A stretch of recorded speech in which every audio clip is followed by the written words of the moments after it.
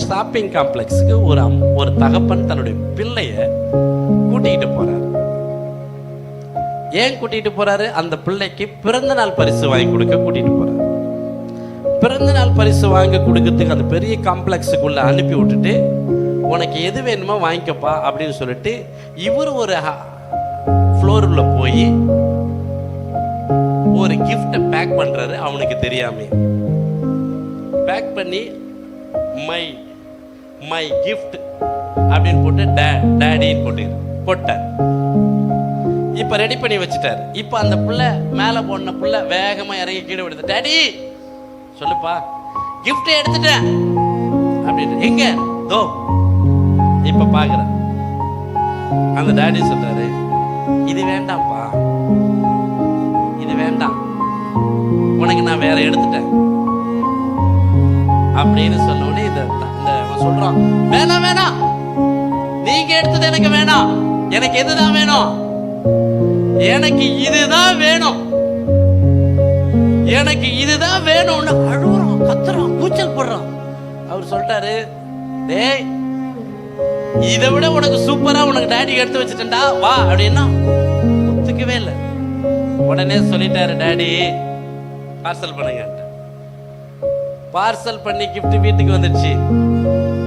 இப்ப வந்து கேக்க வெட்டினோடனே கிஃப்ட பிரிச்சு அவங்க அண்ணன் கிட்ட போய் காட்டுறான். அண்ணா எப்படி இருக்க கிஃப்ட்னு. இப்ப அவங்க அண்ணன் சொல்றான், போடா முட்டாள், ஏன் என்ன போய் அப்படி சொல்ற? என்னோட நீ கையில வச்சிருக்கிற கிஃப்ட் வெறும் 1000 ரூபாய், டாடி உனக்கு எடுத்த கிஃப்ட் 10,000 ரூபாய்.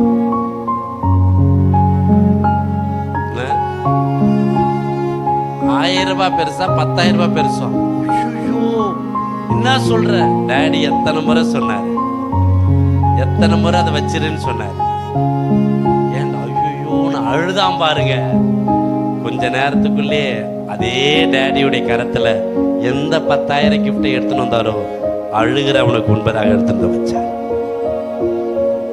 அப்படி தேவன் கூட நமக்கான ஒரு பெரிய பரிசு விசேஷமா வச்சிருக்கிறாரு.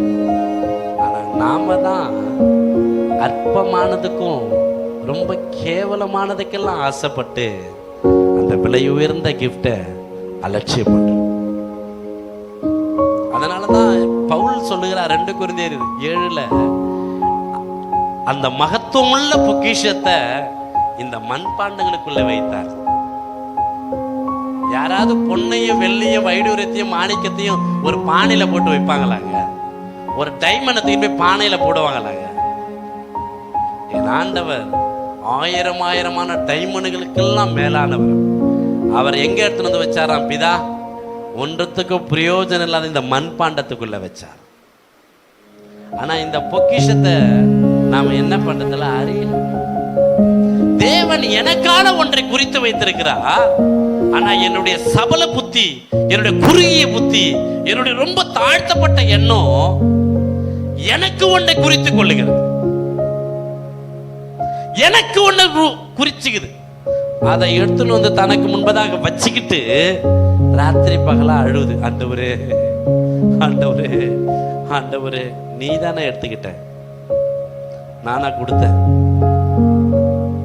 நீயே தானப்பா விரும்பி எடுத்த, நீயே தானே நேசித்து எடுத்துக்கிட்ட, நீயே தானே தேடி போய் எடுத்துக்கிட்ட. கொஞ்ச நாள் அது கூட வாழ, கொஞ்ச நாள் அது கூட குடும்பம் பண்ணு, கொஞ்ச நாள் அதை யூஸ் பண்ணு. தெரியும் உன் தேவன் யாருன்னு உனக்கு தெரியும், உன் தகப்பன் யாருன்றது உனக்கு தெரியும், ராஜாதி ராஜா உனக்கு எதை முன்குறித்தார் என்பது உனக்கு தெரியும். சில நேரத்தில் நாம் கூட அப்படிதான், வேலையானாலும் பிசினஸ் ஆனாலும் வீடு ஆனாலும் பெரிய பெரிய வண்டி காரா இருந்தாலும் கூட அவசரப்பட்டு நமக்கு ஒன்ன போய் குறிச்சிடும். அதற்கான பிளஸ் நம்ம கண்ணுக்கு தெரியுது, அதோட மைனஸ் நம்முடைய கண்ணுக்கு தெரியல. ஏன்னா அது தேவனுக்கு தான்.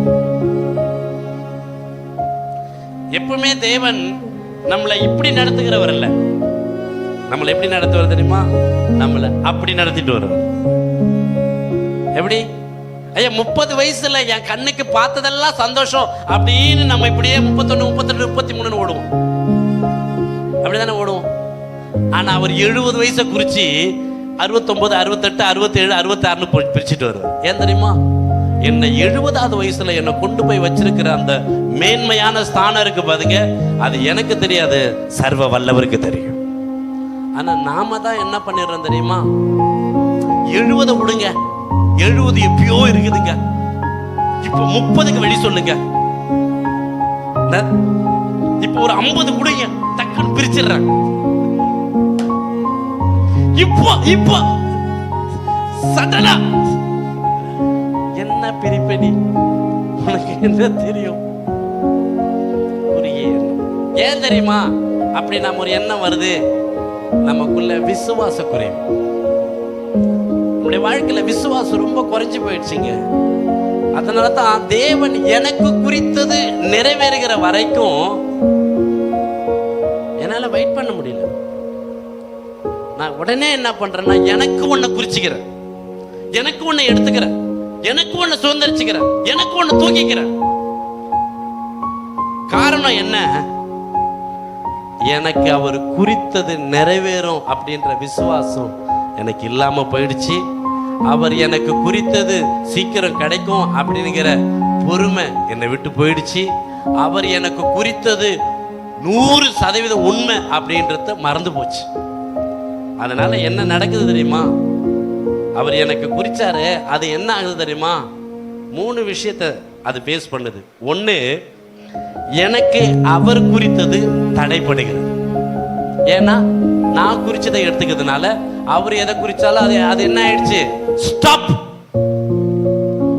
நம்பர் 2, அவர் எனக்கு குறிச்சது தள்ளி போகுது. என்ன பண்ணுது? 2024 கிடைக்க வேண்டியது எப்ப போயிடுது? 34க்கு போயிடுச்சு. அதுக்கு யார் காரணம்? தேவனா காரணம்? யார் காரணம்? என்னுடைய நிர்விசாரம் காரணம். 75 வயசுல கொடுக்க வேண்டிய பிள்ளைய 100வது வயசுல கொடுக்க வேண்டியதுக்கு காரணம் ஆபிரகாம் தான் காரணம். அதுக்கு இந்த 25 வருஷத்துல நீ எதுக்கு போய் பார்வனு கிட்ட மாட்டின? நீ எதுக்கு அபிமெலேக்கு கிட்ட போன? நீ எதுக்கு போய் ஆகாரம் தூக்கின்னு வந்து பிள்ளை பெத்த? நீ காத்திருக்க வேண்டியதுல காத்திருந்தா, நீ உண்மை உள்ள தேவன் என்பதை விசுவாசித்திருந்ததா, உனக்கு என்ன கிடைச்சிருந்திருக்கும்? 76வது வயசுல உனக்கு காரானூரிலே கொடுத்துட்டு இருப்ப.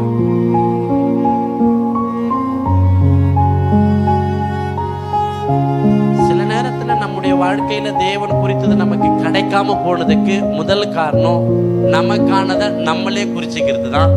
அதை ஒப்பு கொடுத்து மனம் திரும்புங்க, தேவன் குறித்தது உங்களுக்கு கிடைக்கும்.